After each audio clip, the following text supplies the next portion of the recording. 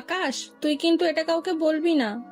যদি তোর ভাইকে বলিস তাহলে কিন্তু তোর খবর আছে। তুই এই বাসায় থাকতে পারবি না। ও আমার বয়ফ্রেন্ড, তাকে আমি খুব ভালোবাসি।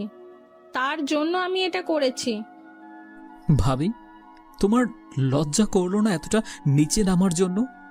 আমি তো তোমাকে আমার বড় বোনের মতো শ্রদ্ধা করতাম, কিন্তু আজকে থেকে সেই শ্রদ্ধাবোধ উঠে গিয়েছে। আর তাছাড়া তুমি তো প্রেগনেন্ট, তাহলে কি এটা আমার ভাইয়ের সন্তান নয়? এত কথা কেন বলছিস? তুই সবকিছু যেহেতু জেনে গেছিস, আমি তোকে একটা চান্স দিতে পারি। তুই চাইলে আমার সঙ্গে এসব কিছু করতে পারিস। আমি কোনো মাইন্ড করব না। তুই চাইলে আমি তোকে নিজেই সবকিছু দিয়ে দিতে পারি এখনই। তোমার লজ্জা করছে না? তুমি আমাকে এসব বলছো? আমার তো সন্দেহ হচ্ছে, তোমার পেটে যে সন্তানটা আছে সেই সন্তানটা কি আমার ভাইয়ের নাকি তোমার এই বয়ফ্রেন্ডের? তুমি এতটা নিচে নামতে পারলে? আরে তুমি তো ভাইয়াকে ভালোবেসেই বিয়ে করেছিলে। আজকে আমাকে এটা দেখতে হবে? এটা দেখার জন্য আমি আসলেই কোনো প্রস্তুত ছিলাম না। ছি। এত কথা কেন বলছিস? প্লিজ তুই একটু বোঝার চেষ্টা কর। আমি না হয় একটা ভুল করেই ফেলেছি। আর এই সন্তানটা তোর ভাইয়ার। এই সন্তানটা ওর নয়। হ্যাঁ, এটা ঠিক যে আমি তোর ভাইকে ভালোবেসে বিয়ে করেছি, কিন্তু সেটা সম্পত্তির লোভে। বুঝতে পেরেছিস? বাহ, কি সুন্দর তোমার কথাবার্তা। আমার মা সেই ছোটবেলায় মারা গিয়েছে। বাবা তোমাদের সম্পর্ক মেনে নিয়ে তোমাদেরকে এক করে দিয়েছে, আর তারপরেই বাবা মারা যায়। আর এখন তুমি চাচ্ছ সমস্ত সম্পত্তি আত্মসাৎ করার জন্য, তাই না? আমি তো তোমাকে অনেক সম্মান করতাম, তুমি এটা কি করে করতে পারলে? আমি তো এখনো ভাবতে পারছি না। তুই যেহেতু আমার কথাবার্তা শুনবি না, তাহলে দেখ আমি তোর কি অবস্থা করি। তুই শুধু দেখতে থাক। আমি তোকে এতটা নিচে নামাবো যে তুই কল্পনাও করতে পারবি না। তুমি আমার কোনো কিছুই করতে পারবে না। তুমি একটা নষ্টা মেয়ে, আর একটা নষ্টা মেয়ে কখনোই আমার ভাইয়ের বউ হতে পারে না। তুমি তো ভাবি হওয়ার যোগ্যতা হারিয়ে ফেলেছ। তুমি এখন এই বাসা থেকে বের হয়ে যাও। দেখ, আমি তোকে এখনো ঠান্ডা মাথায় বুঝাচ্ছি। তুই যদি চাস তাহলে আমাকে ব্যবহার করতে পারিস। আমি তোকে একটা সুযোগ দিচ্ছি, শুধু একবার নয়। তুই চাইলে আমাকে বারবার ব্যবহার করতে পারিস। আমি কোনো কিছু বলবো না। প্লিজ, তবুও তুই এসব কাউকে বলিস না। মানুষের কথাবার্তা এতটা নিম্নমানের হতে পারে যেটা তোমাকে না দেখলে আসলে বুঝতেই পারতাম না। তুমি ভাইয়াকে ভালোবেসে বিয়ে করেছ, তারপরে তোমার বয়ফ্রেন্ডকে বাসায় আনলে এসব করার জন্য। আর এখন তুমি আমাকে বলছো এসব করার জন্য? মেয়েদের সবচেয়ে দামি জিনিস হলো তাদের ইজ্জত, এবং সেটা নিজের মানুষের জন্য, মানে হাজবেন্ডের জন্য থাকে। আর তুমি এটা বিলিয়ে দিচ্ছ সমাজের কাছে। তোমাদের মতো মেয়েদের জন্যই সকল মেয়েদের খারাপ বলা হয়, আর তোমাদের বেঁচে থাকার কোনো অধিকার নেই আমার মতে। তোকে সরানোর জন্য আমার যা করার দরকার আমি তাই করব। তোকে আমি এই বাড়ি ছাড়া করব, না হলে তুই এই সম্পত্তির ভাগ নিবি। আমি চাই না যে আমার ভাগ অন্য কেউ নিয়ে যাক। আমি কিছুদিন পর তোর ভাইকে ডিভোর্স দিয়ে চলে যাব আর এই সম্পত্তির মালিক হব। কিন্তু তুই থাকলে সেটা সম্ভব হবে না। তাই তোকে আগে বাড়ি থেকে বের করতে হবে। আর আমার যা ইচ্ছে তাই করব। সকল ছেলেদেরকে বাসায় নিয়ে আসবো। আকাশ এগুলো সহ্য করতে পারছে না। আকাশ এগুলো সহ্য করতে না পেরে তার ভাবিকে পরপর দুইটা থাপ্পড় মেরে দিল। আর থাপ্পড় মারার পরে তার ভাবি কিছুটা দূরে গিয়ে পড়ল, আর পড়ার পরে দেওয়ালে লেগে তার কপালটা ফেটে যায়। আর কপালটা ফেটে যাওয়ার পরেই তার ভাবির মাথায় একটা আইডিয়া চলে আসে। তখনই তার ভাবি দেখলো যে তার হাজবেন্ডের আসার সময় হয়ে গেছে। আর সেই সময় তার ভাবি তার রুমে চলে আসে। আর রুমে আসার পরে সে কল দিয়ে তাড়াতাড়ি করে রিফাতকে আসতে বলে।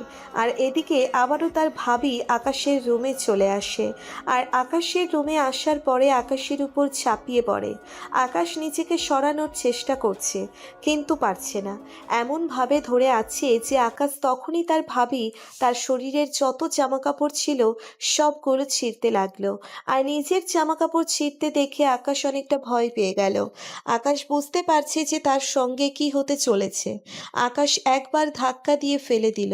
তারপর আকাশ রুম থেকে বের হতে যাবে, তখনই পেছন থেকে কেউ যেন মাথার মধ্যে আঘাত করলো। আর মাথায় আঘাত করার পরে আকাশ আর কোনো কিছু বলতে পারল না। আকাশ সেখানেই বসে পড়ল। আর বসে পড়ার পরেই তার ভাবি তার নিজের জামাকাপড় ছেড়ে এমনভাবে আকাশকে তার উপর রেখে দিল, যেটা যে কেউ দেখলে যেন বুঝতে পারে যে সে তার ভাবিকে ধর্ষণ করার চেষ্টা করছে। আর কিছুক্ষণ পরেই আকাশের ভাই রিফাত চলে আসলো। আর রিফাত আসার পরে আকাশকে লাথি দিয়ে সরিয়ে দিল। আর সরিয়ে দেওয়ার পরেই আকাশ এখনও মাথায় হাত দিয়ে আছে, কোনো কথা বলতে পারছে না, তাকিয়ে আছে শুধু। আর এদিকে তার ভাবি গিয়ে রিফাতকে শক্ত করে জড়িয়ে ধরে।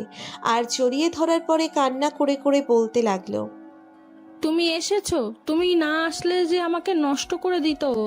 ও আমাকে একা পেয়ে ধর্ষণ করার চেষ্টা করেছিল, আমার শরীরের অনেক জায়গায় এসে টাচ করেছে। আমি এখন মানুষের কাছে মুখ কিভাবে দেখাবো? আকাশ, ছি, তুই এটা করতে পারলি?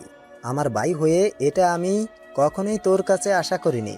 তোকে নিয়ে আমি সব সময় গর্ব করতাম যে আমার ভাই অনেক ভালো একটা ছেলে, কিন্তু তুই তো নিজের ভাবির সঙ্গে এসব করতে পারলি। আমার তো এখনো বিশ্বাস হচ্ছে না, যদি নিজের চোখে না দেখতাম। তুই এটা কেন করতে গেলি? তোর মতো ছেলে আমার ভাই হতে পারে না। তুই এখনই এই বাসা থেকে বের হয়ে যাবি, আর কখনো যেন তোর মুখ না দেখতে পাই। ভাইয়া তুমি বিশ্বাস করো, আমি এসব কোনো কিছুই করিনি। ভাবি সে একটা অপরিচিত ছেলেকে এনেছে তার বাসায়, আর সেটা আমি দেখে ফেলেছি ভার্সিটি থেকে এসেই। আর দেখার পরে ভাবি আমাকে অনেকভাবেই ম্যানেজ করতে থাকে, কিন্তু আমি রাজি হইনি। তারপরে ভাবি আমাকে বাসা থেকে বের করার জন্য এই মিথ্যা অপবাদগুলো দিয়েছে। এখানে আমার কোনো দোষ নেই। তোকে আমি বিশ্বাস করব, এটা তুই ভাবলি কি করে?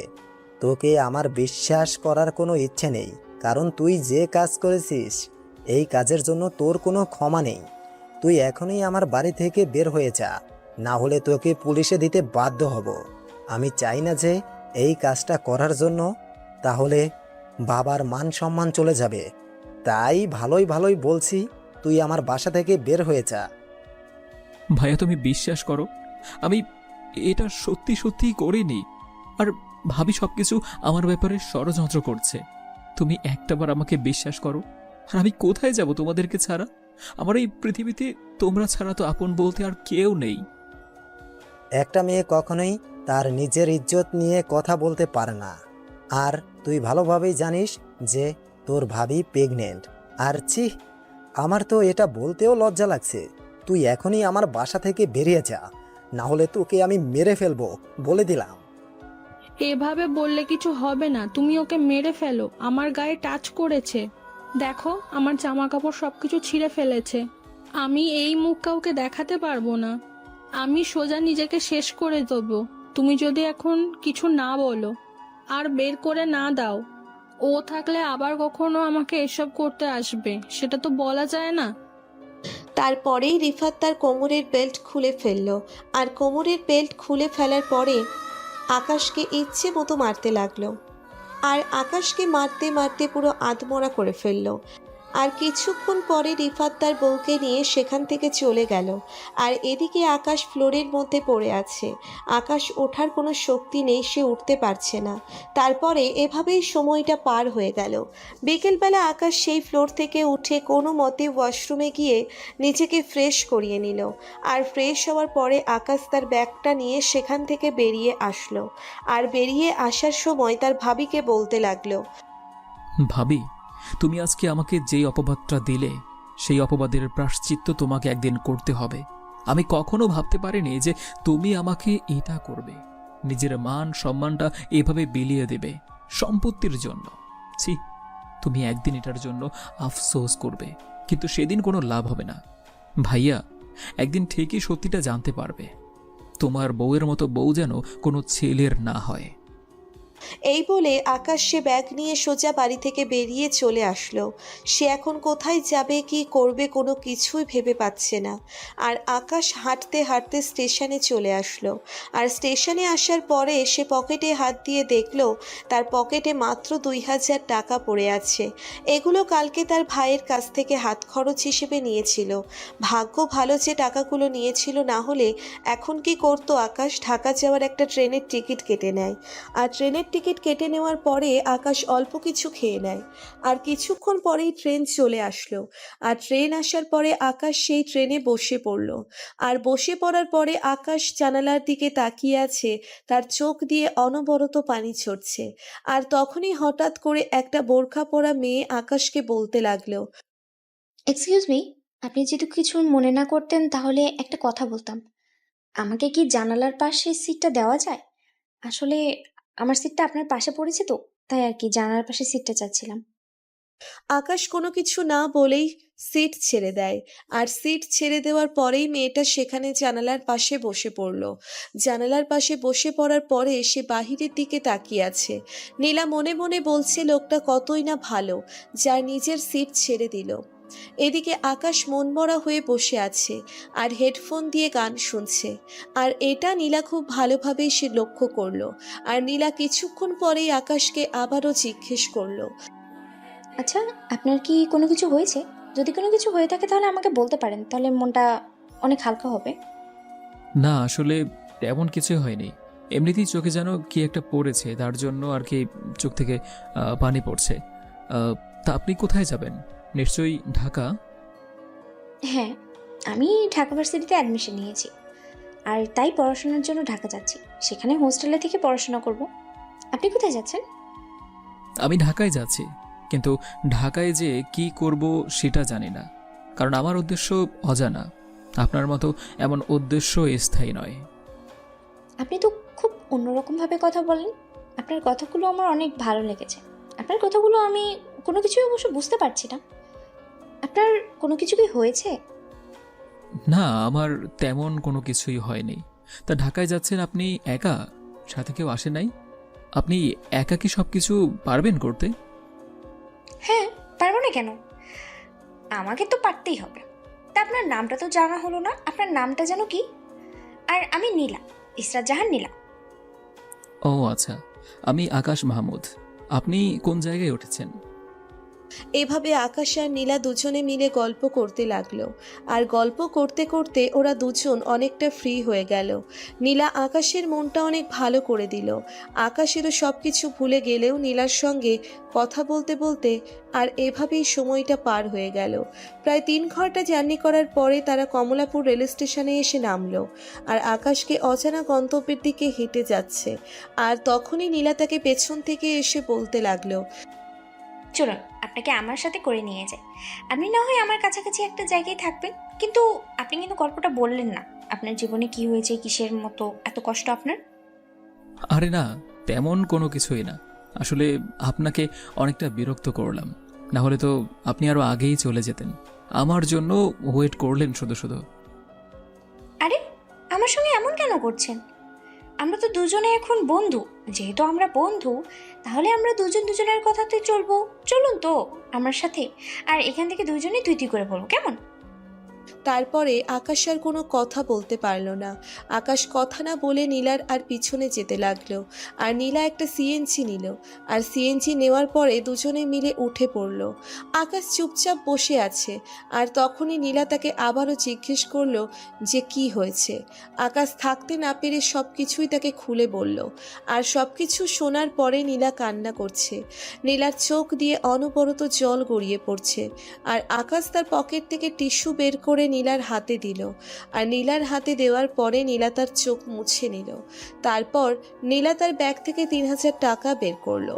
আর 3000 টাকা বের করার পরে সেটা আকাশকে দিল। আর আকাশকে দেওয়ার পরে বলতে লাগলো, ঢাকায় থাকার মতো জায়গার কোনো অভাব নেই। যে কোনো একটা মেসের মধ্যে উঠে পড়ো। তারপরে একটা পার্ট টাইম জব করেন বা টিউশনি করানোর চেষ্টা করেন। বেশ, এভাবেই চলে যাবে। আর কিছুদিন পরে না হয় ভার্সিটিতে পড়তে হবে। আমি যে ভার্সিটিতে ভর্তি হয়েছি সেটাতেই তোকে ব্যবস্থা করে দেবো, ঠিক আছে? আর আমি যে জায়গায় থাকবো সেই জায়গার আশেপাশেই তুই থাকবি। না, আমি এই টাকা নিতে পারবো না। আমি কেন তোর টাকা নিতে যাব? তাছাড়া মাত্র কয়েক ঘন্টার পরিচয়ে তুই আমাকে 3,000 টাকা দিয়ে দিবি, আমার এত উপকার করবি? আমি এটা নিতে পারবো না রে। তুই আমাকে দিয়েছিস, এটাই অনেক কিছু। তুই যদি এখন টাকাটা না নিস তাহলে কিন্তু আমি সত্যি সত্যি এখন মাইন্ড করব, কারণ আমি তো তোকে এমনি এমনি দিচ্ছি না। তুই এখন ধার হিসেবে নিয়ে পরে আবার দিয়ে দিস, কেমন?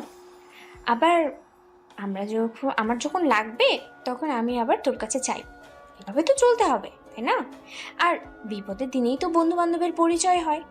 দেখ, তোর কিন্তু এখন আমি ছাড়া আর কেউ নেই। কেন?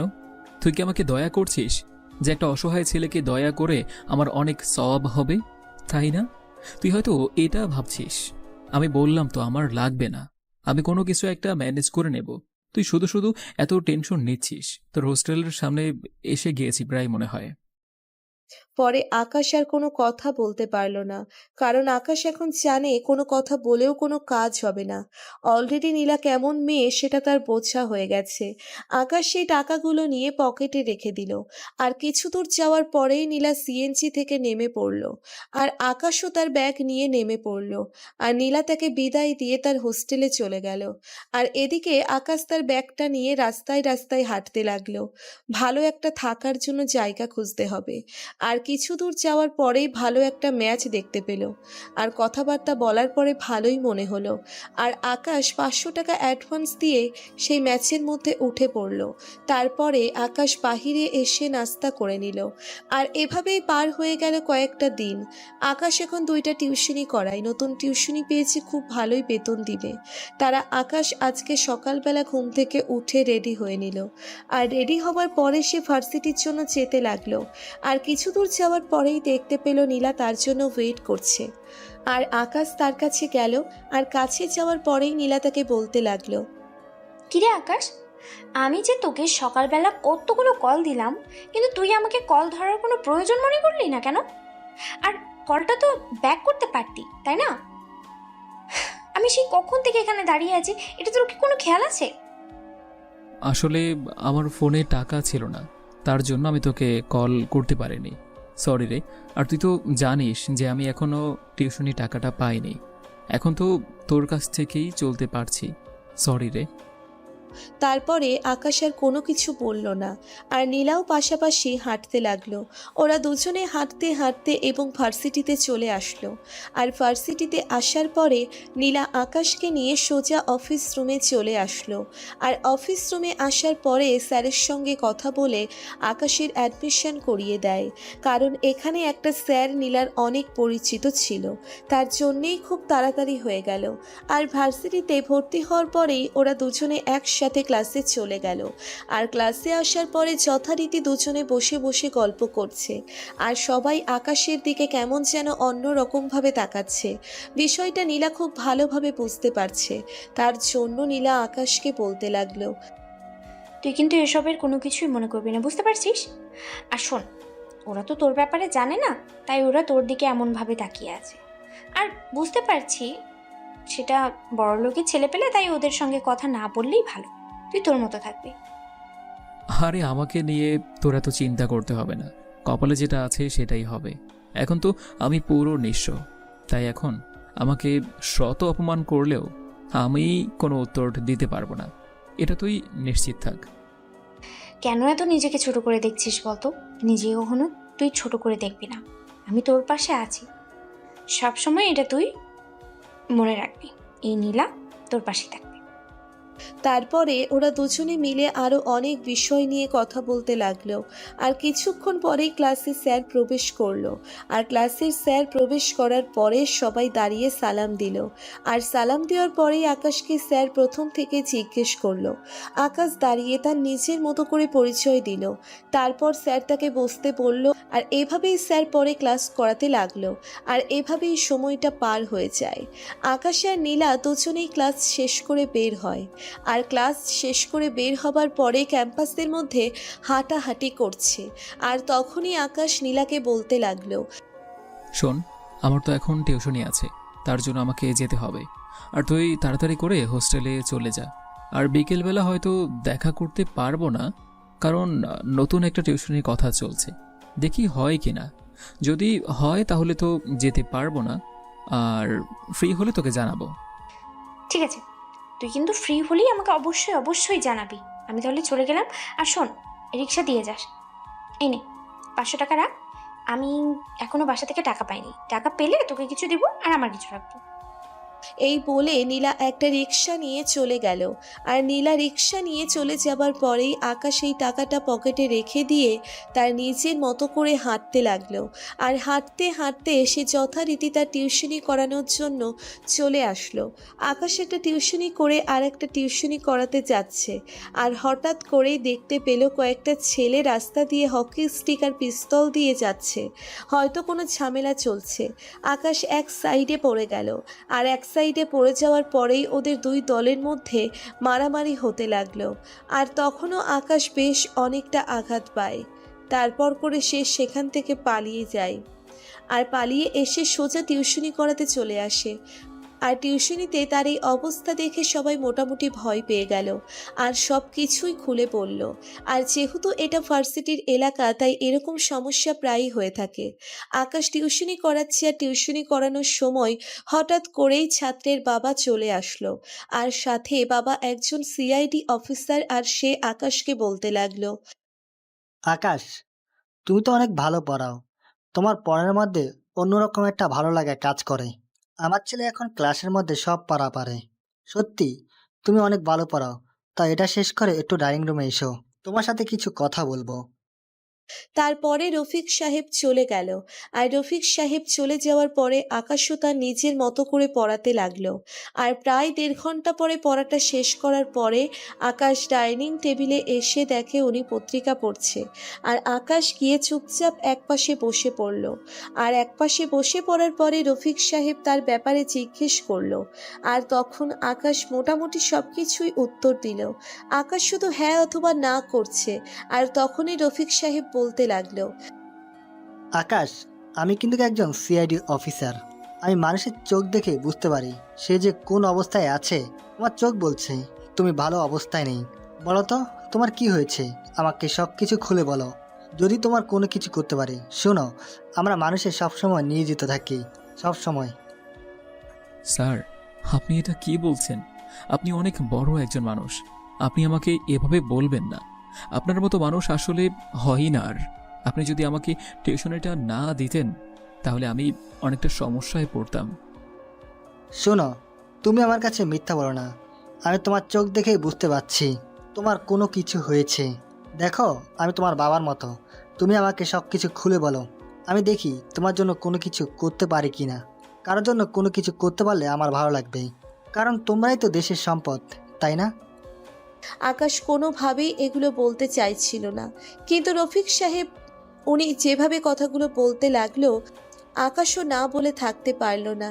কারণ উনি একজন সিআইডি অফিসার। আর উনি খুব সহজেই এগুলো বুঝতে পেরে গেছে। তার জন্য কোনো কিছু লুকিয়ে কোনো লাভ নেই। আর আকাশও সব কিছু খুলে বলে। আর সব কিছু শোনার পরে ওই সিআইডি অফিসার রফিক সাহেব চোখের নিচে বিন্দু বিন্দু জল জমে গেছে। আর আকাশও চুপ করেই রয়েছে। আকাশ এখন পাথর হয়ে গেছে, কান্না করেছে। কিন্তু এখন আর কান্না করতে হয় না। আকাশ এখন নীরবে সব কিছু সহ্য করতে পারে। এগুলো মনে হলেই ইচ্ছে করে সে তার নিজেকে শেষ করে দেবে।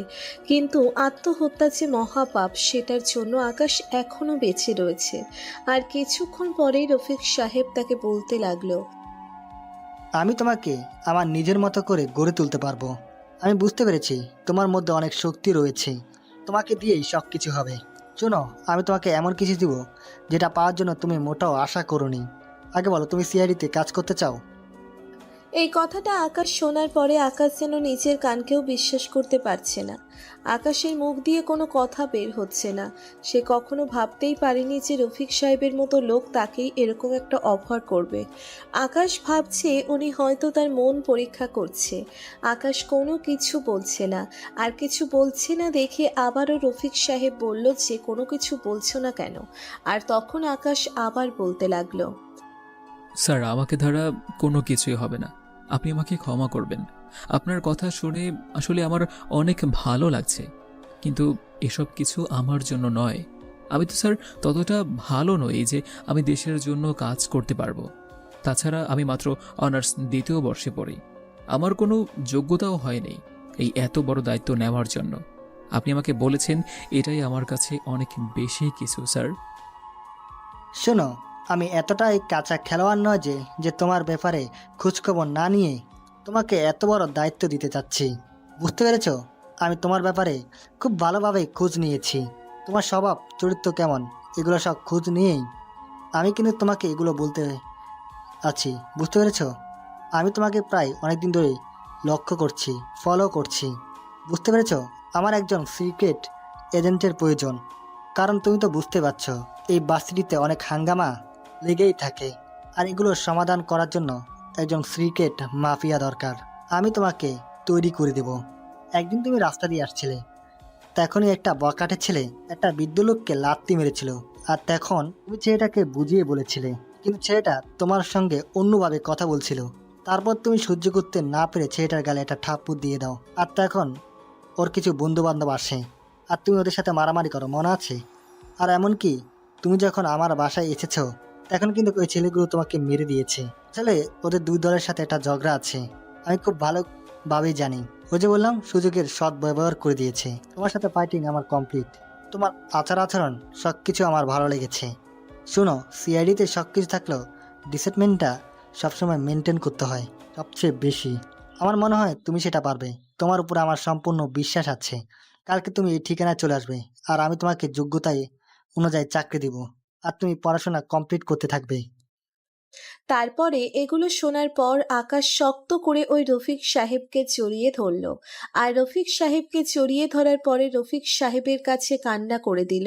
আর কিছুক্ষণ পরেই রফিক সাহেব আকাশকে শান্ত করলো। আর শান্ত করার পরে আকাশকে বলতে লাগলো, শোনো, তোমার চোখে জল মানায় না, আর দোয়া করি তুমি অনেক বড় হও। বেস্ট অফ লাক তোমার জন্য। তারপরে আকাশ সেখান থেকে চলে আসলো। আকাশের মনটা অনেক ভালো, কারণ এইটুকু শোনার পরে যে কারো মন ভালো হয়ে যাবে।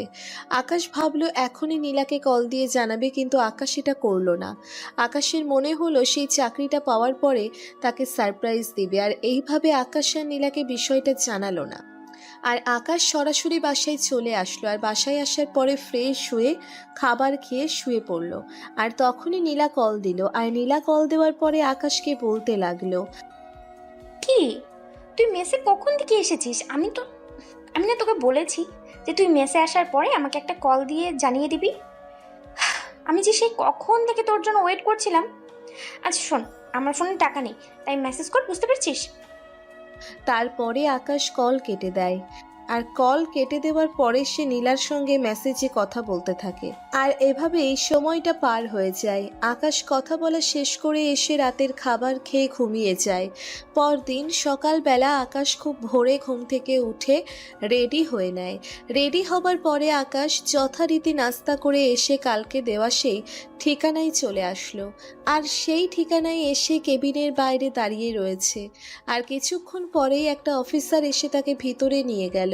আর ভিতরে নিয়ে যাওয়ার পরে দেখলো রফিক সাহেব সেখানে বসে আছে। আর রফিক সাহেব আকাশের কাছ থেকে ফাইল নিল। আর ফাইল নেওয়ার পরে আকাশের সব কিছু দেখতে লাগলো। আর তখনই আরেকটা অফিসার আকাশকে নিয়ে অন্য জায়গায় চলে আসলো। আর অন্য জায়গায় আসার পরে আকাশকে শরীর ভালোভাবে চেক আপ করলো। সে সব কিছু স্বাভাবিক রয়েছে। তারপরে এইভাবে পার হয়ে যায় 2-3 দিন। আকাশের সব কিছু ব্যবস্থা হয়ে গেছে। আকাশ আজ সন্ধ্যায় ট্রেনিংয়ে চলে যাবে 6 মাসের জন্য। আর তাই নীলার সঙ্গে পার্কে দেখা করতে এসেছে। কিন্তু আকাশ এখনও নীলাকে কোনো কিছু জানায়নি। বিকেলবেলা দুজনে মিলে পার্কের মধ্যে বসে আছে। আর বসে থাকার পরে আকাশ বলতে লাগলো, দোস্ত, তুই আমার জন্য যা কিছু করেছিস সেটা আমার জন্য অনেক করেছিস। তোর মতো বন্ধু যেন সবার কপালে জোটে। আসলে তুই না থাকলে আমি যে কোথায় থাকতাম সেটা আসলে বলাই লাগতো না। আর তুই আছিস বলেই আমি এখন পর্যন্ত টিকে আছি। তুই কি বলছিস এসব? আমি তো কোনো কিছু বুঝতে পারছি না। আর আমি এগুলো কেন করেছি এটা তুই এখন বুঝবি না, তুই এটা পরে বুঝতে পারবি। আচ্ছা, হঠাৎ করে তুই এসব কথা কেন বলছিস? তুই কি কোথাও চলে যাচ্ছিস নাকি যে এসব কথা বলছিস? হ্যাঁ, কোথাও তো চলেও যেতে পারি, তাই না? তোকে রেখে অনেক দূরে, তখন তুই আমাকে ভুল বুঝবি, তাই না? আমি জানি তুই ভুল বুঝবি, তখন আসলে আমার কিছুই বলার থাকবে না। দেখ আকাশ, আমার কিন্তু এসব মোটেও ভালো লাগছে না। তুই জানিস যে আমি এইসব হেয়ালি মার্কা কথাবার্তা একদমই শুনতে পারি না। যা বলার স্ট্রেট কাট বলবি। শোন, আমি তোকে একটা কথা বলছি, আমি যদি কখনো তোর কাছ থেকে দূরে সরে যাই, তাহলে তুই কখনো আমাকে ভুল বুঝিস না, প্লিজ। কারণ এখন আপন বলতে তুই ছাড়া আমার আর কেউ নেই। আরেকজন আছে, সে আমার বাবার বয়সী। সে না থাকলে আসলে আমি কখনোই এত ভরসাটা পেতাম না। তারপরে এভাবে অনেক কথা বলতে লাগলো আকাশ। আকাশের অনেক কষ্ট হচ্ছে নীলাকে ছেড়ে যাবে। আকাশও নীলাকে অনেক ভালোবেসে ফেলেছে এবং আকাশ এটাও বুঝতে পারছে নীলা তাকে ভালোবাসে। তারা সেই ভালোবাসার কথা বোঝাতেই নীলা বারবার আকাশকে বোঝাতে চায়, কিন্তু আকাশ বুঝেও না বোঝার ভান করে থাকে। আকাশের এখন যে কোনো কিছুই করার নেই। কারণ উপর থেকে অর্ডার আছে, সে কাউকে বলতে পারবে না। তাই আকাশ নিরুপায় হয়ে অন্য বিষয় নিয়ে কথা বলতে লাগলো। সন্ধ্যার সময় আকাশ রিক্সা দিয়ে নীলাকে তার হোস্টেলে পাঠিয়ে দেয়। আর পাঠিয়ে দেওয়ার পরে আকাশেও হাঁটতে হাঁটতে ম্যাচে চলে আসে। আর মেসে আসার পরে এসে সব কিছু গুছিয়ে নেয়। আর গুছিয়ে নেওয়ার পরে এসে সবার কাছ থেকে বিদায় দিয়ে সে বের হয়। একটা ব্যাগ নিয়ে সে যথারীতি সিআইডি অফিসে চলে আসলো। আর সেখানে একটা গাড়ি রাখা আছে, আর তার সঙ্গে আরও দুইটা ছেলে তার সঙ্গে ট্রেনিংয়ে যাচ্ছে। ওরা দাঁড়িয়ে দাঁড়িয়ে কথা বলছে, আর তখনই অন্য একটা অফিসার আসলো। আর অফিসার এসে ওদের সঙ্গে কথা বলল। আর তখন বলা শেষে ওরা তিনজন গাড়িতে উঠে পড়লো। আর অফিসারের সামনে বসে পড়েছে আকাশ রফিক সাহেবের কাছ থেকে বিদায় নিয়ে শেষে চলে আসলো। আর দেখতে দেখতে পার হয়ে গেল 6টা মাস। আর আকাশ ট্রেনিং ভালো করার জন্য সে আরও 6 মাস কমান্ডো ট্রেনিং দেয়, কারণ তাকে সিক্রেট এজেন্ট হিসেবে পাঠানো হবে। সেটার জন্য স্পেশাল ট্রেনিংয়ের ব্যবস্থা করা হয়, কারণ সেই এই 6 মাস ট্রেনিংয়ের মধ্যে অনেক ভালো পারফরমেন্স করেছে। আর এটা দেখে সবাই অনেক খুশি। আকাশ রফিক সাহেবের মান সম্মান রাখতে পেরেছে। রফিক সাহেব ডিপার্টমেন্টে খুব বড় করে বলেছিল এই ছেলেটা সিক্রেট এজেন্ট হওয়ার যোগ্য। আমি এতদিন এর মতো কাউকে খোঁজ করেছিলাম। আকাশ আরও 6 মাসের ট্রেনিংয়ের জন্য চলে গেল। আর এভাবেই পার হয়ে যায় একটা বছর। 1 বছর পর আকাশ আজকে সেই শহরে ফিরল। সোজা অফিসে গিয়ে স্যারের সামনে দাঁড়ালো। আর স্যারের সামনে দাঁড়ানোর পরে স্যার আকাশের দিকে তাকিয়ে আছে। আর তখন আকাশ বলতে লাগলো, স্যার, আপনি আমার জন্য অনেক কিছু করেছেন। আপনি না থাকলে আমি এই পর্যন্ত কখনোই আসতে পারতাম না স্যার। নতুন মিশনের কথা বলেন। প্রথমে তোমাকে স্বাগতম জানাচ্ছি। আগে প্রথমে কাজের কথায় আসি। তুমি আমাদের সিক্রেট এজেন্ট। তোমার কাছে যেটা অন্যায় মনে হবে তুমি তাদেরকে সরাসরি গুলি করতে পারো। তার জন্য তোমাকে কোনো জবাবদিহি করতে হবে না। আর আমার বিশ্বাস যে তুমি তোমার দায়িত্ব পালন করবে সঠিকভাবে। আর মিশনটা হলো সেই ভার্সিটির কথা আমি তোমাকে আরও 1 বছর আগে বলেছিলাম। এই ভার্সিটিতে দিনের পর দিন চোরাচারণ আর মেয়ে দর্শন হয়ে যাচ্ছে।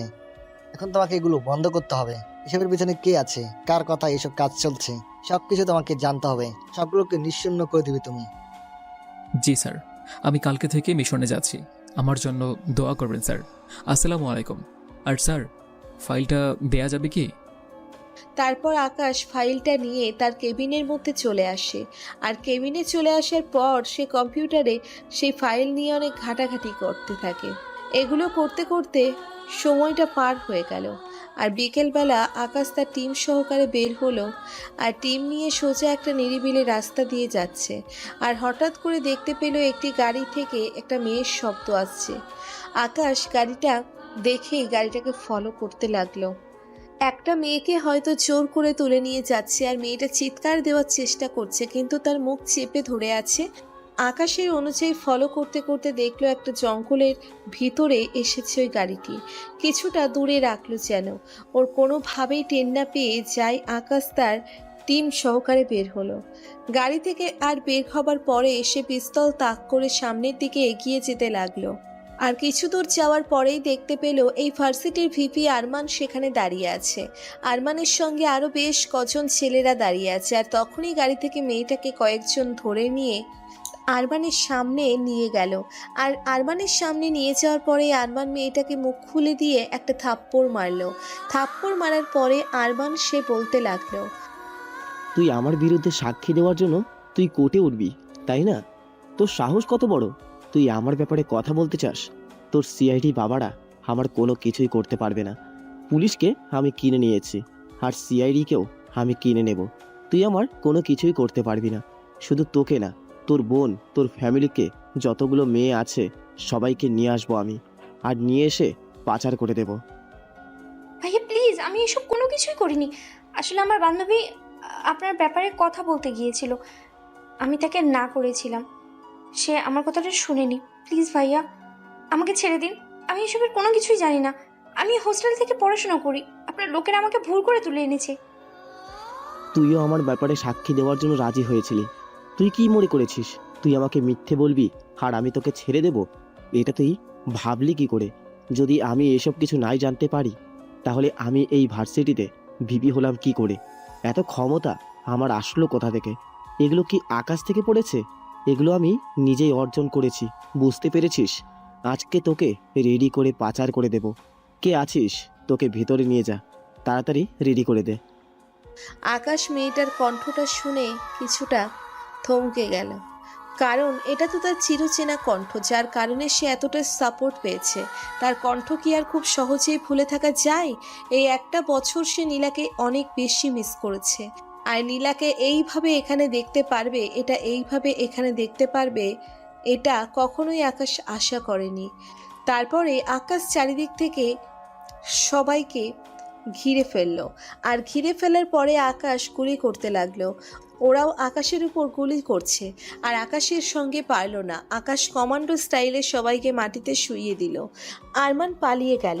আকাশ ইচ্ছে করেই এটা করেছে, কারণ এখন যদি আরমানকে ধরে নেওয়া হয় তাহলে উপর থেকে অনেক চাপ আসতে পারে, তাই সকল প্রমাণ জোগাড় করে তারপরে আরমানকে ধরতে হবে।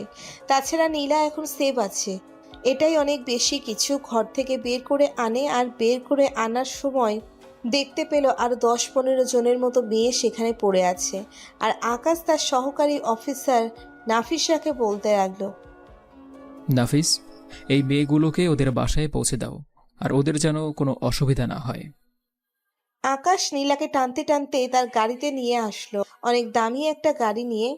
নীলা এই গাড়ির কথা অনেক শুনেছে। আকাশ নিজের টাকায় রোলস রয়েছে গাড়ি কিনে ফেলেছে, আর সেই গাড়িতেই নীলাকে বসিয়ে দিল। আর নীলা গাড়িতে ওঠার পরে আকাশের দিকে এক ধ্যানে তাকিয়ে আছে। এই নীলা আর কোনোভাবেই বিশ্বাস হচ্ছে না যে এটা বেশি মিস করেছে, কিন্তু আকাশ অনেক বেশি মিস করেছে। আকাশ সে গাড়ি ড্রাইভ করতে লাগলো, আর বেশ কিছুক্ষণ পরেই একটা নিরিবিলি জায়গায় এসে থামলো। আর আকাশ গাড়ি থেকে নেমে এলে নিলয়কে বের হতে বলল, আর নীলার মাথা নিচু করে রাখা ছিল। আর তখনই আকাশ তাকে বলতে লাগলো, কি ব্যাপার, তুমি এখানে কি করে আসলে? আর তুমি ওদের সঙ্গে কেন ঝামেলা করতে গেলে? আর কি হয়েছে, আমাকে সবকিছু খুলে বলো। সরি, আপনি আমার সঙ্গে এভাবে কথা কেন বলছেন? আমি কি আপনাকে চিনি যে আপনি আমাকে তুমি করে কথা বলছেন? ভদ্রতা বজায় রেখে কথা বলুন আমার সঙ্গে। আর আমার কি হয়েছে এটা আপনাকে কেন বলতে যাব? আপনি কি? দেখো, এখন কিন্তু এসব কথা বলার সময় নেই। আমি তোমাকে সবকিছু পরে খুলে বলবো। আমার কাছে কোনো উপায় ছিল না তোমার সঙ্গে যোগাযোগ করার জন্য। প্লিজ তুমি বলো যে তোমার কি হয়েছে ওদের সঙ্গে। আকাশ নীলাকে অনেকভাবেই কথা বলতে লাগলো, কিন্তু নীলা কোনোভাবেই কোনো কথার উত্তর দিচ্ছে না। না আকাশের কোনো রাগ উঠে গেল, কারণ এই মুহূর্তে নীলার বক্তব্য শোনা তার জন্য অনেক জরুরি একটা বিষয়। তার জন্য আকাশ রাগে নীলাকে একটা থাপ্পড় মেরে দেয়। আর থাপ্পড় মারার পরে আকাশ নীলাকে বলতে লাগলো রাগী কণ্ঠে, একজন সিআইডি অফিসারকে আপনি বক্তব্য দিতে বাধ্য। আমি আপনাকে জিজ্ঞেস করেছি ওদের সঙ্গে আপনার কি ঝামেলা হয়েছে, আপনি সেটার উত্তর দিতে বাধ্য। আপনি বলেন। নীলা আকাশের এই অবস্থা দেখে অনেকটা ভয় পেয়ে গেল, আর ভয় পেয়ে নীলা বলতে লাগলো, আসলে ওরা আমার বান্ধবীকে নিয়ে খারাপ কাজ করাতে চেয়েছিল, কিন্তু আমার বান্ধবী সেটাতে রাজি হয়নি। আমার বান্ধবীর নাম হলো রিয়া। রিয়া রাজি হয়নি, কিন্তু ওরা জোর করে এইসব করাতে চেয়েছিল। এমনকি করিয়েছেও। তার জন্য রিয়া পুলিশের কাছে গিয়ে কমপ্লেন করে, কিন্তু সেটাতে কোনো কাজ হয় না। আর যখনই সিআইডিতে যাবে তখনই তাকে গুলি করে মেরে ফেলে। আর এটা আমার সহ্য হচ্ছিল না, কারণ চোখের সামনে সব কিছু হচ্ছিল কিন্তু আমি কোনো কিছুই করতে পারছিলাম না। তার জন্য আর কি ওরা আমাকে ধরে নিয়ে এসেছে। ও আচ্ছা, ঠিক আছে। আর শোনো, আমি সেদিন তোমাকে কথাগুলো বলতে গিয়েও বলতে পারিনি। আমার সেদিন কোনো কিছু করার ছিল না, কারণ সেদিন আমার ট্রেনিংয়ে যাওয়ার ডেট ছিল। আমি ট্রেনিংয়ে চলে গিয়েছিলাম। আসলে আমি সিআইডিতে জয়েন করেছিলাম, কিন্তু কোনো কিছু উপায় ছিল না তোমাকে সব কিছু জানানোর জন্য, কারণ এটা ওপর থেকে নির্দেশ দেওয়া হয়েছিল। তার জন্যই তোমাকে কোনো কিছু বলে যেতে পারেনি। চলো তোমাকে হোস্টেলের সামনে নামিয়ে দেই। আমি এখন হোস্টেলে থাকি না, আর আমি এখন আমার ফ্যামিলির সঙ্গে ঢাকায় থাকি। আপনার মতো সিআইডি অফিসার আমার সঙ্গে কথা বলছে, আপনার মান সম্মান চলে যাবে না? কারণ আপনি তো অনেক বড় একজন মানুষ, আমি তো সাধারণ একটি স্টুডেন্ট। দেখো, তুমি আমার সঙ্গে এরকম কেন কথা বলছো? আমি তোমার আছি, তোমারই থাকবো সব সময়। আমি তোমার সঙ্গে আছি, আর জানি অনেক অন্যায় করেছি, তোমাকে কিছু বলতে পারিনি, কিন্তু বিশ্বাস করো আমি প্রতিটা সময় তোমাকে মিস করেছি। তারপরে নীলা গাড়িতে উঠে পড়লো আর আকাশ কোনো কিছু বলতে পারলো না, কারণ আকাশ জানে নীলাকে এখন কোনো কিছু বলেও লাভ নেই। নীলা তার উপর অনেক অভিমান করে আছে, সময়ের সাথে সাথে তার অভিমানগুলো কেটে যাবে। তারপর আকাশও ড্রাইভ করতে করতে নীলার দেখানোর মত তাদের বাসার সামনে চলে আসে।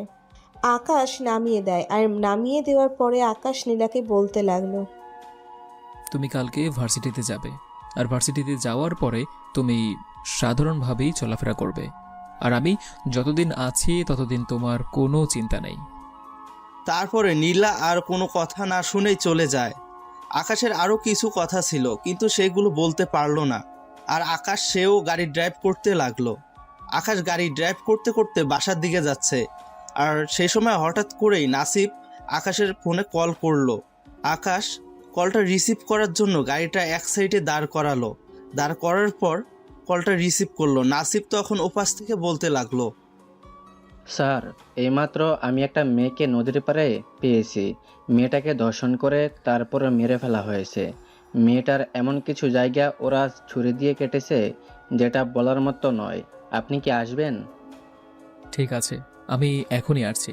আর তোমরা আলামত সংগ্রহ করো, দেখো কোনো কিছু পাও কিনা, বুঝতে পেরেছো? আর আশেপাশে সবাইকে জিজ্ঞেস করো কেউ দেখেছে কিনা। আকাশ তাড়াতাড়ি করে সেই নদীর পাড়ে চলে আসলো। নদীর পাড়ে আসার পরে দেখলো তার টিমের সকল সদস্য আশেপাশে খোঁজাখুঁজি করছে। আকাশ গিয়ে লাশটা ভালোভাবে উল্টিয়ে দিল, আর উল্টানোর পরে আকাশ লাশটাকে ভালোভাবে চেক করতে লাগলো। আর চেক করে দেখতে পেল লাশটাকে আরো 2 দিন আগে মারা হয়েছে, কিন্তু এখানে ফেলে যাওয়ার সময় তো কেউ না কেউ দেখার কথা। আকাশ চারপাশে জিজ্ঞাসা করতে লাগলো। রাত হয়ে গেছে, তবুও নদীর পাড়ে মাঝে মাঝে কিছু লোক দেখা যায়, বিশেষ করে যারা নদীতে নৌকা চালায়। মাঝিদেরকে তখনই একটা নৌকার মাঝি তাদেরকে দেখে দূরে কোথাও পালিয়ে যায়। আকাশের টিমের একজন সদস্য, আর আকাশ চোখ দিয়ে ইশারা দিয়ে নাফিসকে ধরে আনতে বলল। নাফিস গিয়ে ওই মাছিটাকে ধরে আনলো, আর তখনই হঠাৎ করেই ওখানে একটা বিস্ফোরণ হয়। আর বিস্ফোরণটা অনেক বড় হওয়ার কারণে আকাশের টিমের একজন সদস্য খুবই গুরুতর আহত হয়। তাড়াতাড়ি করে আকাশ তাকে গাড়ি নিয়ে হাসপাতালে পাঠিয়ে দেয়। আকাশের মাথা কোনো কাজ করছে না, কারণ এটা তো যে কেউ জানে যে সে এখানে আসবে, তার মানে এটা ইচ্ছে করেই এই লাশটাকে রেখে যাওয়া হচ্ছে। আকাশ তখন বলতে লাগলো, নাফিস, তুমি তাড়াতাড়ি করে এখানে যতগুলো ঘর রয়েছে সবগুলো ঘর ভালোভাবে চেক করতে থাকো, আর আশেপাশের জায়গাগুলো খুব ভালোভাবে দেখবে। ওখানে কোনো না কোনো কিছু ক্লু পাওয়া যাবে। আর এই মাঝিটাকে আমার কাছে দিয়ে যাও, তাড়াতাড়ি করো, আর আমি আরও কিছু ফোর্স পাঠাচ্ছি। তখনই নাফিস তার মতো করে চলে গেল। নাফিসাকে যেই দায়িত্ব দেওয়া হয়েছে সে সেটা যথার্থভাবে পালন করেছে। আর এদিকে আকাশ সে রফিক সাহেবকে ফোন করার পরে রফিক সাহেব কিছুক্ষণ পরেই আরও কিছু নার্স পাঠিয়ে দিল, আর ফোর্সগুলো আকাশের কথা মতো কাজ করতে লাগলো। আর এদিকে আকাশ সেই মাছিটাকে ধরে এনে তার গাড়ির কাছে নিয়ে আসলো, আর গাড়ির কাছে নিয়ে এসে পরে আকাশ জিজ্ঞেস করলো, দেখুন চাচা, আমি আপনাকে ভালো মতো জিজ্ঞেস করছি। আমার মনে হচ্ছে আপনি কোনো না কোনোভাবেই সব কিছু লুকাচ্ছেন। প্লিজ চাচা, আপনি যা জানেন সেটা আমাকে বলেন। আমি আপনাকে সাপোর্ট দিচ্ছি, আপনার কোনো কিছুই হবে না, আর আপনি নির্ভয়ে আমাকে সব কিছু বলেন। স্যার, বিশ্বাস করেন, আমি এসবের কোনো কিছু জানি না। আমি আসলে সিআইডিকে অনেক ভয় পাই, কারণ ওদের ব্যাপারে অনেক কথা শুনেছি। সেজন্য আমি ভয়ের জন্য পালিয়ে গিয়েছিলাম। আমি এসবের কোনো কিছুই জানি না। এই লাশটা কোথা থেকে আসলো, কি করে আসলো, সেটা আমি কোনোভাবেই কোনো কিছু বলতে পারবো না। প্লিজ আমাকে ছেড়ে দিন। আমি অনেক অসহায় একটা লোক। আমার কিছু হয়ে গেলে আমার পরিবার পথে বসে যাবে। চাচা, আমার কাছে মিথ্যা বলবেন না। আপনার চোখ বলছে আপনি কোনো না কোনোভাবে বিপদগ্রস্ত হয়েছেন। প্লিজ আমাকে বলুন আপনার কি হয়েছে। আমাকে সব কিছু খুলে বলুন, নাহলে কিন্তু আমি আপনাকে অ্যারেস্ট করতে বাধ্য হব। স্যার, আমি সত্যি বলছি, আমি তেমন কোনো কিছু জানি না। আমি যদি জানতাম তাহলে আমি অনেক আগেই বলে দিতাম। আমি অসহায় একটা লোক। আমার ওপর আমার পুরো পরিবার দাঁড়িয়ে আছে। আপনি তাহলে সরাসরি কোনো মুখ খুলবেন না, তাই তো? আপনি আমাকে কঠোর হতে বাধ্য করছেন। আমি আপনাকে এখনও বলছি, আপনি নির্ভয়ে সবকিছু বলুন। আমি আপনাকে সাপোর্ট দেব। আপনার কোনো কিছুই হবে না। কে বা কারা এটা করেছে আপনি আমাকে শুধু বলুন প্লিজ। অনেক গরিব একজন মানুষ। আমার একটা ফুটফুটে কন্যা ছিল, সেই কলেজে পড়াশোনা করত। আমি অনেক কষ্ট করে তাকে এই ভার্সিটিতে ভর্তি করিয়ে দিয়েছিলাম। বিশ্বাস করেন, আর কিছুদিন পরেই আমার মেয়েটা একটা ছেলের সঙ্গে পরিচয় হয়। ছেলেটা নাকি অনেক বড় লোক, অনেক ক্ষমতা। আমি অনেকটা ভয় পেয়ে গিয়েছিলাম, কারণ এত বড় লোকের ছেলের সঙ্গে আমাদের সম্পর্ক কখনোই হতে পারে না। আমি আমার মেয়েটাকে না করেছিলাম যে ওই ছেলেটার সঙ্গে না চলার জন্য, কিন্তু আমার মেয়েটা কোনো কথাই শোনেনি। একদিন ছেলেটা তার কিছু লোকজন নিয়ে আমার বাড়িতে উঠে পড়ে। ছোট একটা ঘর, সেই ঘরে উঠে পড়ার পরে আমাকে দুজন ধরে রাখার পরে আমার সামনে আমার মেয়েটাকে নষ্ট করে। তারপরে আমাকে বলে যায় আমি যদি কাউকে কিছু বলি তাহলে আমাকে পুরো মেরে ফেলবে। ওরা অনেক খারাপ। আমি ভয়ে আর কোনো কিছু বলিনি। আর সেদিন আমি গিয়েছিলাম যে ওরাই লাশটাকে রেখে গিয়েছে। ছেলেটার নাম হলো আরমান চৌধুরী।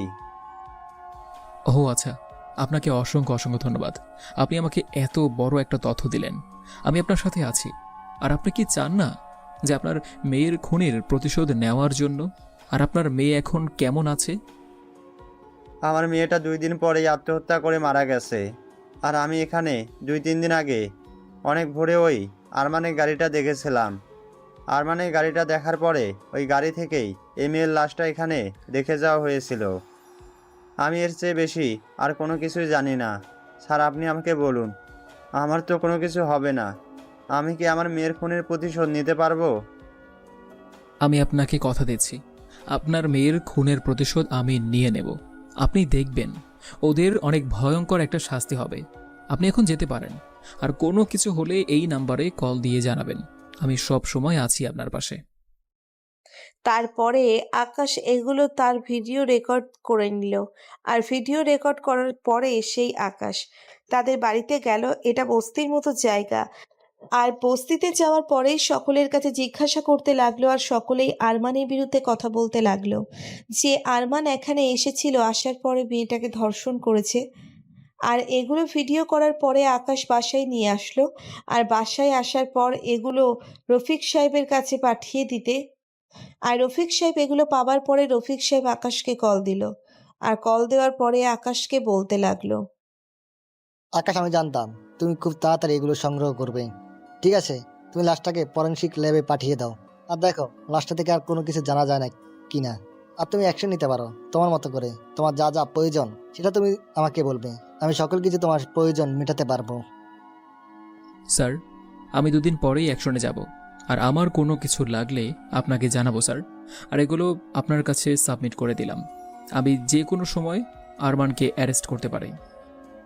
তারপরে আকাশ আরও কিছু কথা বলে সেখান থেকে কল কেটে দেয়। আর কল কেটে দেওয়ার পরেই আকাশ রিপোর্টগুলো তৈরি করতে লাগলো। পরে নীলা কলটা রিসিভ করলো। আর রিসিভ করার পরেই সে চুপ করে আছে। আর তখনই আকাশ বলতে লাগলো, কি ব্যাপার, তুমি সে সময় আমার কোনো কথা না শুনেই চলে গেলে কেন? তুমি একটু প্লিজ বুঝতে চেষ্টা করো। আমি একটা অপারেশনে আছি। আমি তোমাকে সময় দিতে পারছি না। একটু বুঝতে চেষ্টা করো তুমি। আমি কি আপনাকে কোনো কিছু বলেছি যে আমাকে সময় দিন? আমি তো আপনাকে কোনো কিছুই বলিনি। আপনি কেন কল দিয়েছেন আমাকে? আপনি আমাকে কল দিবেন কেন? শোনো, আমি যখন ট্রেনিংয়ে চলে যাই তখন আমি চেয়েছিলাম যে তোমাকে সব কিছু বলার জন্য, কিন্তু আমাকে না বলেছিল, কারণ যদি জানিয়ে দিতাম তাহলে অনেকটা সমস্যা হতো। প্লিজ তুমি একটু বুঝতে চেষ্টা করো। এখনও আমার ব্যাপারে তেমন কেউই জানে না, কারণ আমি একটা অপারেশনে আছি। জাস্ট তুমিই জানো। প্লিজ একটু কথাটা বুঝতে চেষ্টা করো। আমার সঙ্গে কথা বলতে হবে না। আমার সঙ্গে কথা বললে ওরা আমার ব্যাপারে জেনে যাবে, আর ওরা আপনার সঙ্গে না পেয়ে আমার ক্ষতি করার চেষ্টা করবে, আর আপনার সকল প্ল্যান বরবাদ হয়ে যাবে। তার জন্য আমার সঙ্গে কথা না বললেই ভালো হবে আপনার। আমাকে নিয়ে তোমার কোনো চিন্তা করতে হবে না, তুমি তোমার চিন্তা করো। আর শোনো, আমি মনে হয় রিয়ার লাশটা পেয়ে গিয়েছি। রিয়ার লাশটাকে আমি নদীর পাড়ে পেয়েছি। লাশটাকে অনেক বাজেভাবে মেরেছে, কিন্তু আসলে কিছু করার ছিল না আমাদের। আমি জানতাম ওরা রিয়াকে বাঁচতে দেবে না, ওরা রিয়াকে মেরে ফেলবে। ঠিক আছে, আপনি ঘুমিয়ে পড়ুন, রাখলাম। আমি যাকে ভালোবাসলাম সে আমার মনটা বুঝল না। আজ 1 বছর পরেই তার সঙ্গে দেখা হলো, কিন্তু সে আমাকে একটাবার জিজ্ঞেস করলো না যে আমি ভালো আছি কিনা। সে আমাকে সরাসরি অন্যের মতো জিজ্ঞেস করলো এসবের ব্যাপারে। ভালো, এই 1 বছর আমি কিভাবে যে কাটিয়েছি সেটা একমাত্র আমিই জানি। তারপরে আকাশ হাসতে হাসতে কলটা কেটে দেয়। আকাশ বুঝতে পারছে যে কথাগুলো তাকেই বলেছে। আকাশ কল কেটে দিয়ে সে নীলার কথাই ভাবতে লাগলো। মেয়েটা তাকে এখনো অনেক বেশি ভালোবাসে, কিন্তু কোনো প্রকাশ করছে না আকাশ। ও তারপর ঘুমিয়ে গেল। পরদিন সকালবেলা ঘুম থেকে উঠে যথারীতি খাবার খেয়ে রেডি হয়ে নিল। রেডি হওয়ার পরে ছদ্মবেশে সে বের হলো। আকাশ একটা সাধারণ ছেলের মতো রাস্তা দিয়ে হেঁটে যাচ্ছে, আর তখনই দেখলো আরমানের গাড়িগুলো যাচ্ছে। আরমানের গাড়ির মধ্যে এমপি সাহেব বসে আছে। আকাশের বিষয়টা অনেকটা খটকা লাগলো। তার মানে এমপি সাহেব এটার মধ্যে যুক্ত আছেন, হতেও পারে।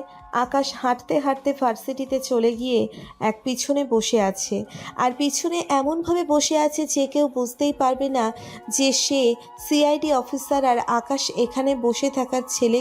কিছুক্ষণ পরে নীলা চলে আসলো, আর তখন আকাশ বলতে লাগলো ফাজলামি করে। কি ব্যাপার?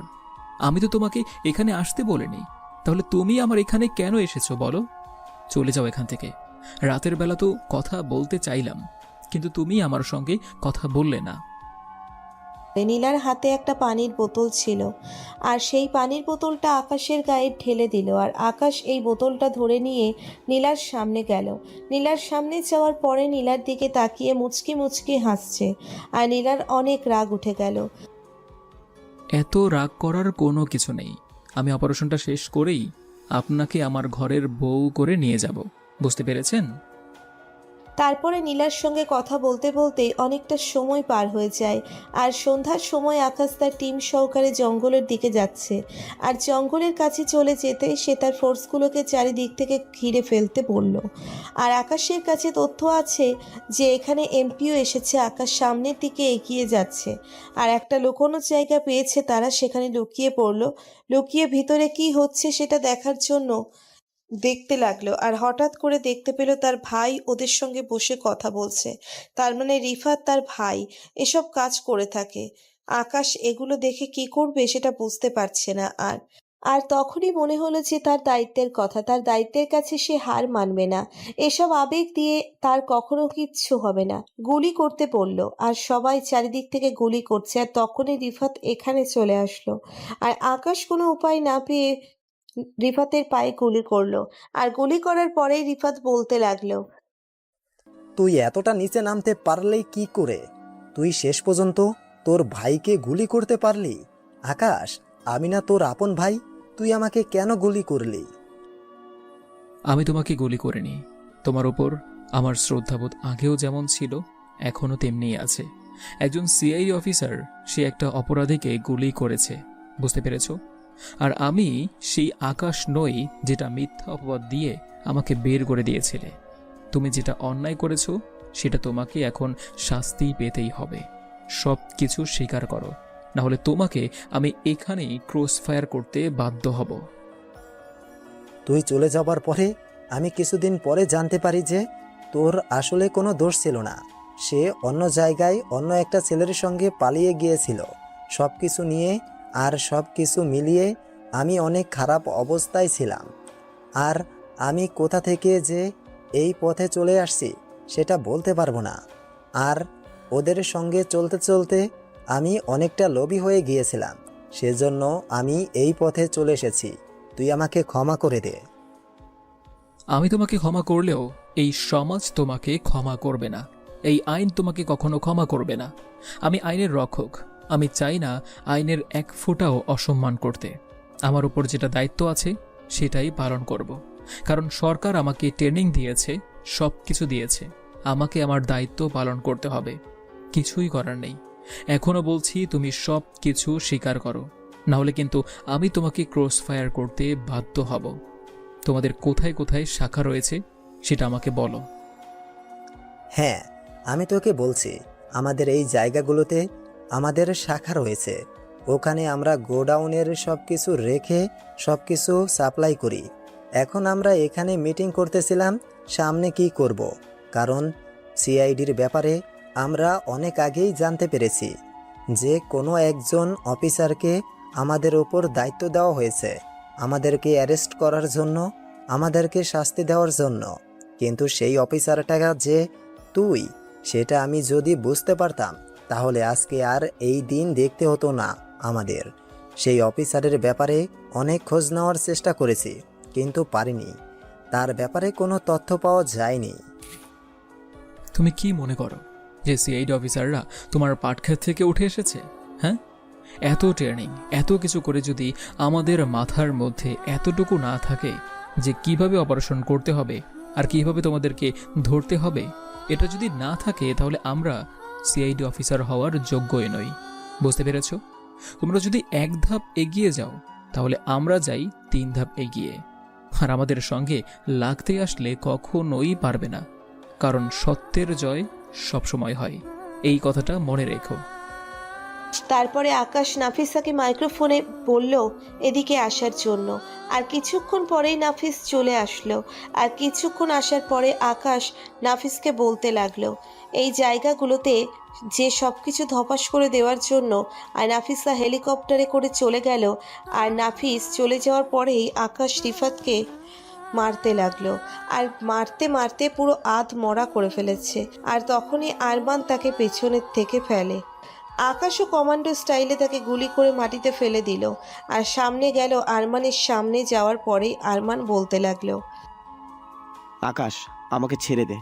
আমি আর কখনোই এসব কাজ করব না। আমি এখন থেকে ভালো কাজ করব। আমি এই দেশ ছেড়ে চলে যাব। তবুও প্লিজ আমাকে মারিস না, আর না হলে আমাকে অ্যারেস্ট করে নে। আমি কি পাগল যে আমি তোকে অ্যারেস্ট করে শুধু শুধু সরকারের টাকাগুলো নষ্ট করব? আমি তোকে নিজের হাতেই মারব, কারণ তোকে অ্যারেস্ট করে আইনের কাছে তুলে দিয়ে কোনো লাভ নেই। কিছুদিন পরেই তুই বের হয়ে যাবি। তোকে আমি কি করব জানিস? তোকে মেরে ফেলে বলবো আরমান চৌধুরী নিখোঁজ, তাকে এখনো সিআইডি অফিসাররা খুঁজে চলেছে। প্লিজ তুই আমার কথাটা একটু বোঝার চেষ্টা কর। আমাকে মারিস না, আমি বাঁচতে চাই। আমি বললাম তো কখনো আর এসব কাজ করব না। তুই কত টাকা চাস আমি তোকে তত টাকাই দেব, তোকে টাকার পাহাড় বানিয়ে দেব। তবুও প্লিজ আমাকে মারিস না। এটা তুই ভাবলি কি করে যে আমি তোকে ছেড়ে দেব? তোকে ছেড়ে দেওয়ার তো কোনো মানেই হয় না, কারণ তুই অনেক মায়ের বুক খালি করেছিস। আর কোনো মায়ের বুক যেন খালি করতে না পারিস সেই ব্যবস্থা আমি করব। তোর বেঁচে থাকার কোনো অধিকার নেই, কারণ তুই অনেক খারাপ কাজ করেছিস। অনেক মেয়েদেরকে ধর্ষণ করেছিস, মেরে ফেলেছিস। তুই বস্তির একটা মেয়েকে ধর্ষণ করেছিস তাদের বাড়িতে যেয়েই। আর ও তো কারো না কারো মেয়ে, ওর বাবার দিকে তাকালেই বুকটা হাহাকার করে ওঠে। একটা বাবাই বুঝতে পারে তার মেয়েকে যদি এসব করা হয় চোখের সামনে তার কতটা কষ্ট হয়। মেয়েটা সহ্য করতে না পেরে আত্মহত্যা করে মারা গিয়েছে। এভাবে আর কত বাবা মায়ের বুক খালি করেছিস সেটা তো আমাদের কাছেও কোনো তথ্য নেই। আমাদের কাছে যে তথ্যটুকু আছে এর চেয়ে কত গুণ তুই খারাপ কাজ করেছিস সেটা তো বলার মতো নয়। তোর বেঁচে থাকার কোনো অধিকার নেই, যার শেষ পর্যন্ত আমার ভাইটাকেও তোদের দলে টেনে নিয়েছিস।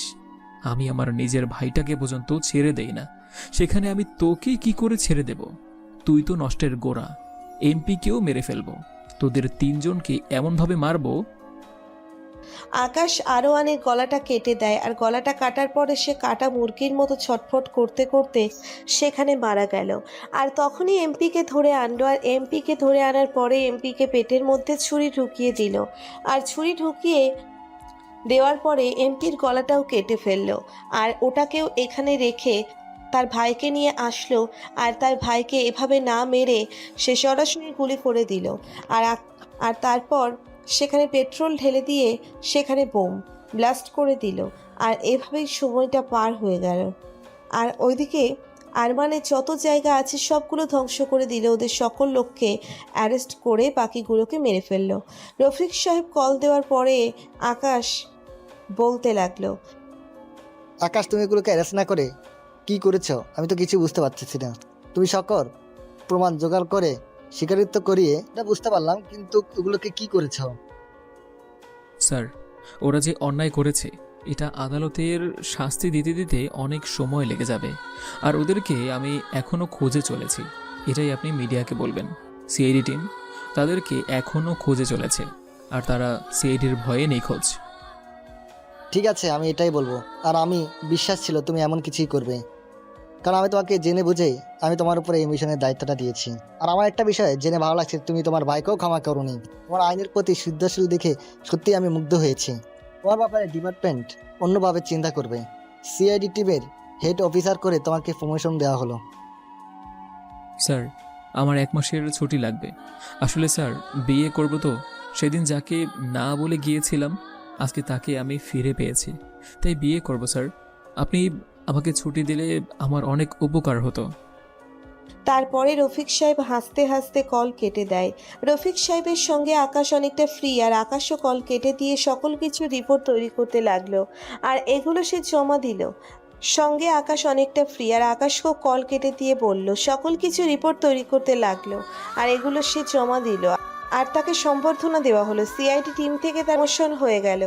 এভাবেই কয়েকটা দিন পার হয়ে গেল, আর কিছুদিন পরে আকাশ আর নীলার বিয়েটা হয়ে গেল। রিয়া যে বাসর ঘরের সামনে, আকাশ ভিতরে যেতে ভয় পাচ্ছে, কারণ নীলা যে তার উপর অভিমান করে আছে। আকাশ তারপর এক বুক সাহস নিয়ে ভিতরে প্রবেশ করলো, আর ভিতরে প্রবেশ করার পরে দেখতে পেল মানুষটা ঘোমটা দিয়ে বসে আছে। আকাশ এক পা দুপা পরেই হঠাৎ করে নীলা তার দিকে একটা বালিশ ছুঁড়ে মারলো, আর বালিশ ছুঁড়ে মারার পরে আকাশ সেই বালিশটা নিয়ে নীলের কাছাকাছি গেল, আর নীলার কাছাকাছি বসার পরে নীলা বলতে লাগলো, কি ব্যাপার? আপনি আমার কাছে কেন এসেছেন? আপনি বাইরে যান। আপনার তো এখানে আসার কোনো কথা ছিল না। আমি আপনার জন্য সারাক্ষণ কান্না করতে পারবো না। আমাকে আপনি কি পেয়েছেন? পুতুল পেয়েছেন আমাকে, যে আপনি যা ইচ্ছে তাই করবেন আমার সঙ্গে? এই যে আমি কানে ধরেছি, আর কখনোই এমনটা করব না, কখনোই তোমাকে কষ্ট পেতেই দেব না। প্লিজ তুমি একটু বোঝার চেষ্টা করো। আমি না হয় একটু কষ্ট দিয়েই ফেলেছি, এখন কি তুমি আমার সঙ্গে আজকে এরকম ব্যবহার করবে বলো? আজকে তো আমাদের বাসর রাত, একটা অন্যরকম রাত। এটা